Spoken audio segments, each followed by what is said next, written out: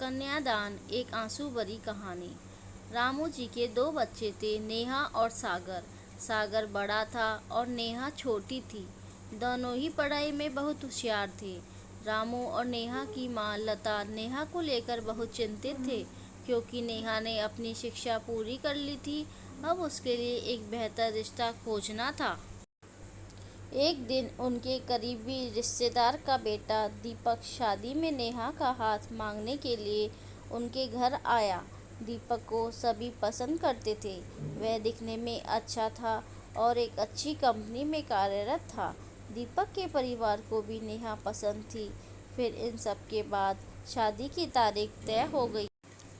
नेहा के भैया और रामू शादी की तैयारियां कर रहे थे, क्योंकि शादी नज़दीक थी। सारी तैयारियां हो गई, शादी का दिन भी आ गया।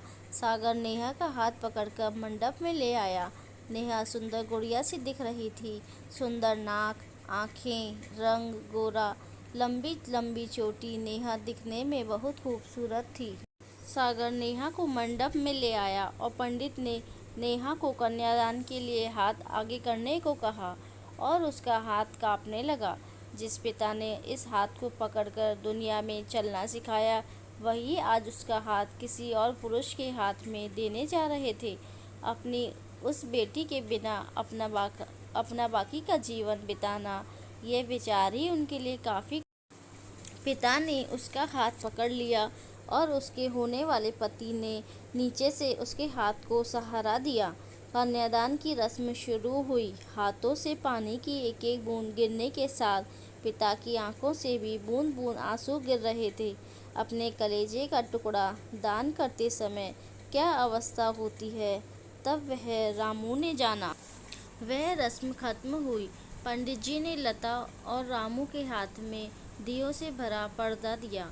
उनके सामने बेटी और उसका पूरा ससुराल बिठाया और पंडित जी ने कहा, आज से आपकी बेटी उनकी हो गई। उनसे कहो कि उसका अच्छे से ध्यान रखे। नेहा अपने मायके वालों के लिए एकदम पराई हो गई। उसकी आंखों में आंसू भर आए। नेहा को 2 दिन की ट्रिप पर भी भेजना माँ के लिए कितना मुश्किल होता था, और अब उसको हमेशा के लिए दूसरे घर भेज दिया जाए और उसके अपने ही घर का मेहमान बना दिया जाए, यह बात अब माँ को समझ आ रही थी। उस रस्म के बाद दूल्हा गेट पर आ गया। पंडित जी ने आवाज़ दी, लड़की के मामा लड़की को लेकर आओ। उस मामा का हाथ पकड़कर वह उस अंतरपाट पर जा रही थी। सुबह उठकर एक साथ नाश्ता, फिर मस्ती, फिर मामी के हाथ का खाना और रात में मामा की गोद में सिर रखकर सोने वाली भांजी आज उस मामा को दूसरे के हाथ में सौंपनी होगी। यह सोचकर उसने अपने हाथ कस लिया और मंगलाष्टक प्रारंभ हो गए। भाई दूज के दिन बिना कुछ मांगे मिलने वाला गिफ्ट, एक साथ फोड़े हुए पटाखे, टीवी कौन देखेगा, इस पर झगड़ा और दादाजी गुजर जाने के बाद उन दोनों का गले लगकर रोना। दोनों भाई बहन आज एक दूसरे को देख रहे थे। उतने ही देर में मंगलाष्टक खत्म हो गए। मंगलाष्टक समाप्त हो जाने के बाद नेहा अपने आगे आने वाले नए जीवन को लेकर उत्साहित हो गई। नेहा ने वरमाला पहनाई और अपने पति दीपक के पास खड़े हो गई। नेहा के सामने बहुत से लोग खड़े थे। कुछ आशीर्वाद दे रहे थे और कुछ पास होकर स्तुति कर रहे थे। फोटो के लिए उसकी सहेलियां आई। एक ने उसका हाथ पकड़ा, दूसरी ने उसका पल्लू अटका हुआ निकाला, तीसरी ने उसके आंसू पोंछे। हम घर रहने के लिए आ रहे हैं, आंटी को बोलना खाना खाने के लिए आएंगे। उसे उस एक कमरे की आवाज़, एक दूसरे के अधिकार और वह दिन याद आ गए जब वे एक साथ रहती थी। अचानक पति दीपक ने कहा कि तुम चारों की तस्वीरें ले लो, मैं साइड में खड़ा हो जाता हूँ। और वह चारों चेहरे हंसे। खाने की कतार में आज नेहा माँ पापा से दूर दूसरे लोगों के साथ बैठी थी। खाना खाने के बाद पंडित जी ने गौरी हार की पूजा करने के लिए बुलाया। नेहा ने वहां मन से पूजा की। माँ ने नेहा की झोली भर दी और अनीता आंटी ने कहा, आप पीछे मुड़ना मत। नेहा अचानक चौंक गई। वह आगे बढ़ने लगी। इतने सालों से बच्चे की तरह पाले हुए उस चाचा का बांध टूट गया।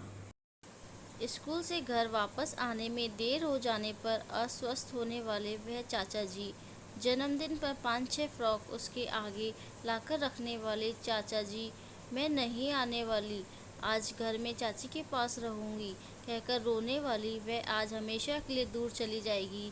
यह नेहा के दूसरे माँ पापा के रूप में चाचा चाची को भी ये बात सहन नहीं हो रही थी। उसकी पहचान आज बदल चुकी थी। हाथों की वह हरी चूड़ियाँ, पाँवों में बिछिया और गले में मंगलसूत्र नए जीवन की राह दिखा रहे थे। सास का हाथ पकड़कर नेहा उस फूलों से सजी गाड़ी में दीपक के साथ बैठी।